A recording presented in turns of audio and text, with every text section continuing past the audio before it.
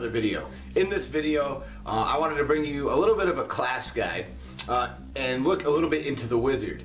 The Wizard in Reaper of Souls is an amazing class. You get tons of movement speed, tons of damage reduction, and of course just monstrous damage abilities. In this video, I'm going to be covering the cold Frozen Orb spec, okay? So let's go right through it. The first thing you're going to need to know is that this build is actually very contingent on cold damage and APOC. And what do I mean by APOC? I mean arcane power on crit. Okay, so your offhand, your helm, gloves, anything you can find that has arcane power on crit is going to be key for this build to work. And the more arcane power on crit you can get, the more passive damage addition that you can get, and you can actually get rid of your filler spell, and you can literally be able to spam your arcane orb to make the spec work the most efficiently. So how this spec works is, of course, you're going to take the arcane orb with Frozen Orb. Okay, now this is a really good spell. It does a ton of damage, and I like to couple this with Cold-Blooded and Unwavering Will.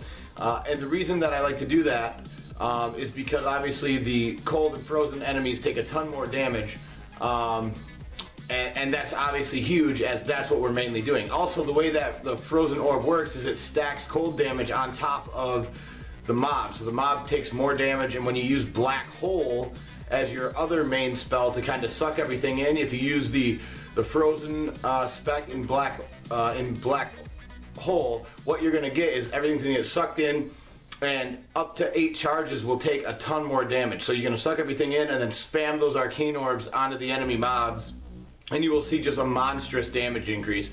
And also, the reason that this works so well is because every time that you get a crit, your arcane power is going to regen so that you can spam more arcane orbs. You cannot really do this spec without APOC or really high crit chance. So while we go into that, the Paragon levels that you really need for this spec are going to be, obviously crit hit chance is going to be huge. It's the most important stat of all of them, mainly because the higher your crit hit chance, the more crits you get, the more arcane power that you generate per orb, so you can really spam those orbs. This spec works extremely well for torment farming, and especially if there's big packs and a lot of density. This spec actually shines the more density that there is in the level that you're clearing, so keep that in mind.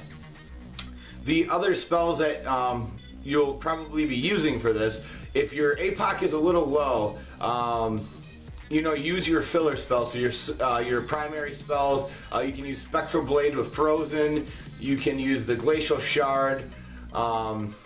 There's a lot of different spells that you can use, but you mainly just want something that's going to fill time, generate APOC, as well as freeze the enemies in place. The best way to do that is obviously the more APOC, then you can actually drop that and add another passive ability. Things such as, you know, Spark Flint with the arcane power generation is really nice for this build, especially as you get into higher tiers of gear, because you do get that that nice damage increase plus that arcane regen. So that's always a nice way to go as your APOC gets higher. But remember, so the two main spells that you have are going to be your Black Hole with your Frozen spell, you're going to have your Arcane Orb with Frozen Orb, and then your elite spell is still going to be Archon. Archon, even after a nerf, really just melts elites, okay? The melee swing and then your one button swing, your explosion, are just massive.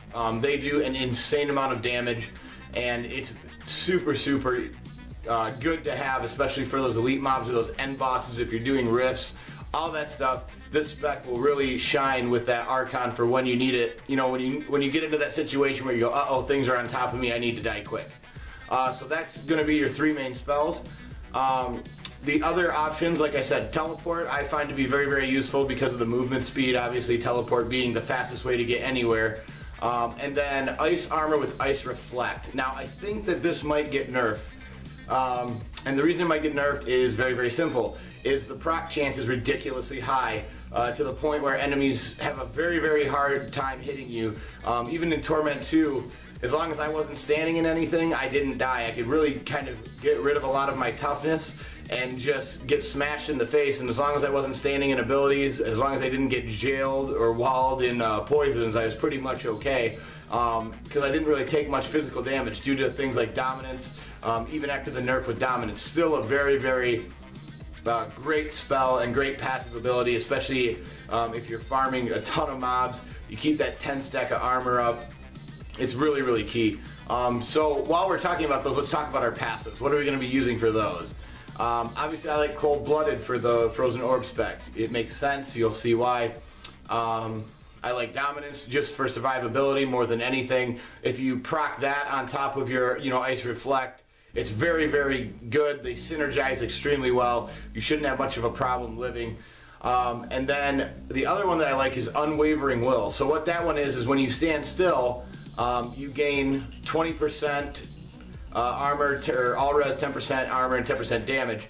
So you gain a lot of damage, you gain a lot of survivability just by standing still. So you hold down your button that allows you to stand still and cast whatever you have that macro to, and then you just spam those arcane orbs, and as long as you're standing there for 1.5 seconds, you will notice just a monstrous damage increase, okay?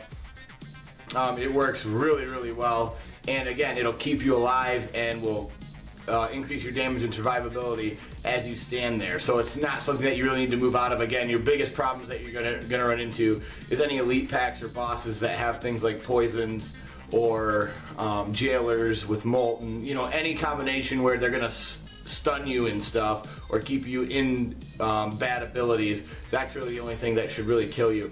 As far as the fourth one's concerned, I typically use Astral Presence just because I like to get that extra arcane power, because remember, if you have more arcane power, you can spam more arcane orbs. Your APOC tends to be, you can get away with the spec with a little less APOC because you can cast an extra arcane orb, so you get a little bit more time to regen, and you can spam a little bit longer, a little bit harder.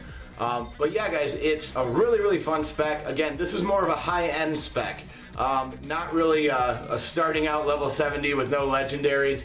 Probably going to be a little rough to do this spec, but I hope you've loved the footage that you've seen in the background of kind of everything in action, me showing you everything that's going on, going over the gear and everything else with you. I hope you guys like this video.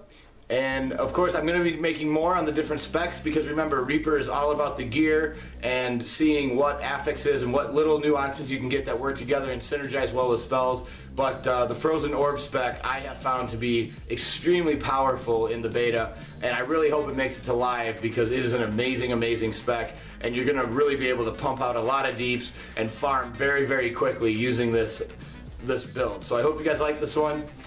Make sure that you let me know in the comments below if you see anything that might be cool to try with it as well. I'd be more than happy to give it a whirl. And as always, see you in the next one.